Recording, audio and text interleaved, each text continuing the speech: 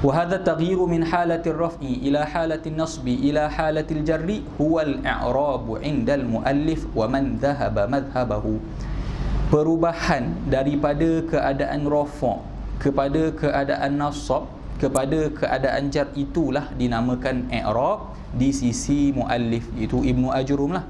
Ibnu Ajrum bila sebut muallif yang dimaksudkan adalah sahibul matni. Maksudnya dia kata pendapat Ibnu Ajrum perubahan tersebutlah dinamakan i'rab. Wa man zahaba mazhabahu, dan siapa yang bersependapat dengan Ibnu Ajrum. Sebab ta'rif i'rab ada khilaf, tapi dalam Tuhfah Saniyah, sebab buku yang pertama jadi dia tak nyatakan. Dalam Tangkih Azhariyah akan datang apakah khilaf tersebut. Kenapa disebut di sini taghyir daripada rafa' kepada nasab itulah i'rab di sisi muallif? Sebab ada pendapat lain, bukan perubahan tu yang merupakan i'rab. Okey. Dia akan ada dua. Adakah al-i'rab ni lafzi ataupun maknawi? Benda tersebut ada dalam Tangkih Azhariyah. Siapa yang rasa nak boleh faham, dia boleh rujuk Azhariyah. Tapi anak tak sebut kat sini. Cuma yang berpendapat mengatakan perubahan itulah yang dinamakan i'rab, musannif sendiri, sebab dia takrifkan al-i'rab huwa taghyiru awakhiril kalim. Kalau pendapat yang kedua, dia akan takrifkan i'rab dengan takrif yang lain, bukan dengan taghyiru awakhiril kalim. Okey, siapa yang berpendapat taghyir tu adalah i'rab, wa hadhil harakatus salas, jadi harakat yang tiga, allati hiya ar-raf'u wan nasbu wal jarru hiya alamatun wa amaratun alal i'rab.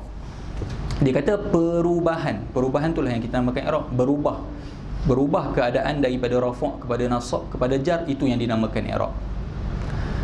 Habis tu tanda baris hadapan, baris atas, baris bawah tu dia kata adalah tanda bagi perubahan. Tanda bagi perubahan, tapi bukan baris tu adalah i'rab.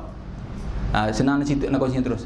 Pendapat yang kedua kata apa? Pendapat yang kedua cakap baris tu sendiri adalah i'rab, bukan perubahan, baris tu sendiri. Tapi pendapat yang pertama cakap perubahan tu adalah i'rab dan baris itu adalah tanda bagi perubahan.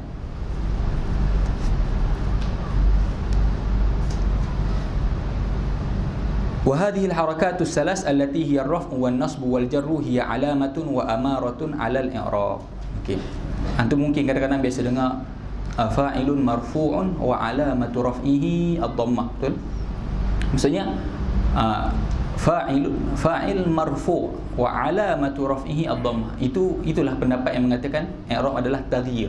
Jadi kata fa'il tu adalah marfu', wa alamatu raf'ihi, dan tanda rafu' tersebut adalah ad-dhammah. Jadi yang i'rab macam tu adalah, yang berpendapat i'rab adalah taghyiru awakhiril kalimi. Tapi ada cara yang lain, tapi kemungkinan tak sedar, tapi cara i'rab tu sebenarnya menggambarkan pendapat. Fa'il marfu' bid-dhammah, fa'ilun marfu'un bid-dhammah. Siapa yang i'rab dalam keadaan tu fa'ilun marfu'un bid-dhammah, dia lebih kepada mengatakan al-i'rab adalah lafzi itu sendiri, perkataan itu sendiri. Maksudnya dhammah itu sendiri adalah i'rab, fathah itu sendiri adalah i'rab, kasrah itu sendiri adalah i'rab. Sebab tu dekat i'rab fa'ilun marfu'un bid-dhammah. Tapi yang mengatakan i'rab itu adalah perubahan, baris-baris tersebut hanyalah alamat tapi bukan perubahan tersebut. Maksudnya dia kata fa'ilun marfu' wa alamatu raf'ihi ad-dhammah, tapi yang itulah yang kebanyakan digunakan. Kalau nak panjang boleh rujuk dalam Tangkih Al-Azhariyah, sebab ditarifkan al-i'rab dengan dua ta'rif dan al-bina juga dengan dua ta'rif dalam Tangkih Al-Azhariyah.